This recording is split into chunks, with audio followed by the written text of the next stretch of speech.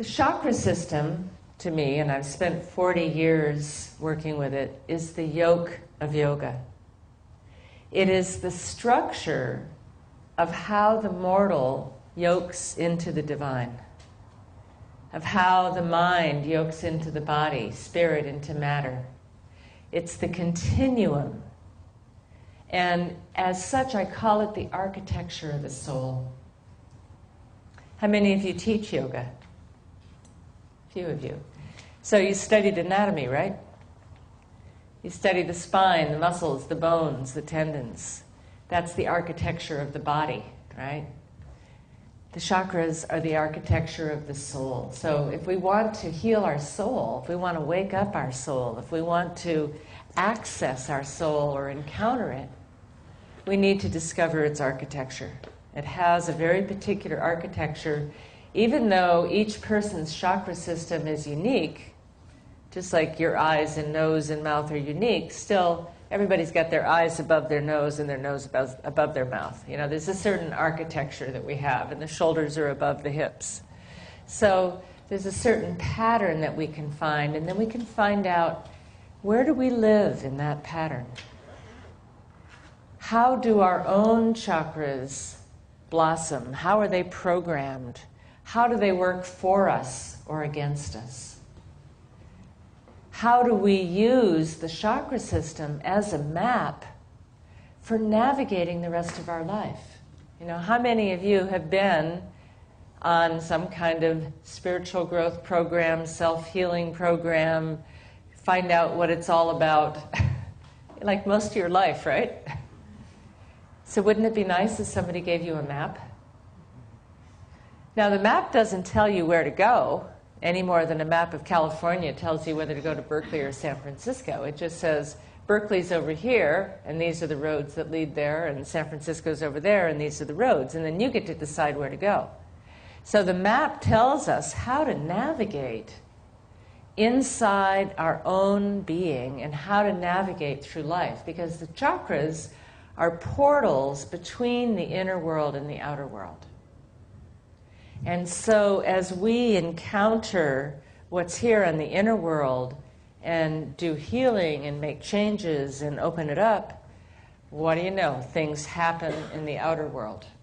They happen in our lives. We get more grounded and we're more steady and we can concentrate better and our prosperity improves. And you know, we get the third chakra open and we're more effective in what we do. We get the heart open and our relationships are better. And we get the throat open and communication and conversations go better. And so it's not just that we're doing it in here, but we are making that connection. And what I love about the chakra system is it's a map not only to personal transformation, but to world transformation as well. If we look at the sacred elements of the chakras, earth, water, fire, air, sound, light, and thought or consciousness, these all exist within us, right? Your bones and muscles are the earth, and the blood is your water. You know, the metabolism is your fire, and your breath is the air, and your words are your sound, and your imagination and images are your light, and your thoughts are your consciousness. But these all exist out here too. You know, here's earth, and here's water, and electricity is coming through to light these lights, and we live on a planet where Earth is threatened right now, and we have water imbalances and water shortages, and we have misuse of power, and you know, the airwaves are getting polluted. And so, you know, it's all part of cleaning that up, to clean it up in here as a gateway to inner and outer. And so let's just give you a little experience, a little mini experience here. We're not going to actually do asana practice tonight, but we're going to do a little hand asana. So take your hands out, one hand up and one hand down, and open and close your hands rapidly, all the way open and all the way closed. The chakra system comes from the tantric period of yoga philosophy, which was about weaving together polarities, and one of them is expansion and contraction. Are your hands getting tired? Yeah. Okay.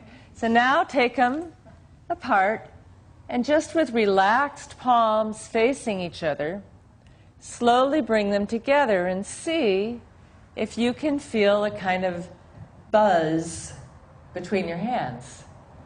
Like a little electromagnetic field between your hands. How many can feel that? Yeah. Good. You just opened a chakra in your hands. They don't have a whole lot of psychological blockages like some of the chakras. And so they're very easy to open. And when you open your hand chakras, they become more sensitive to being able to feel. And because you opened the other one too, there's more there to feel.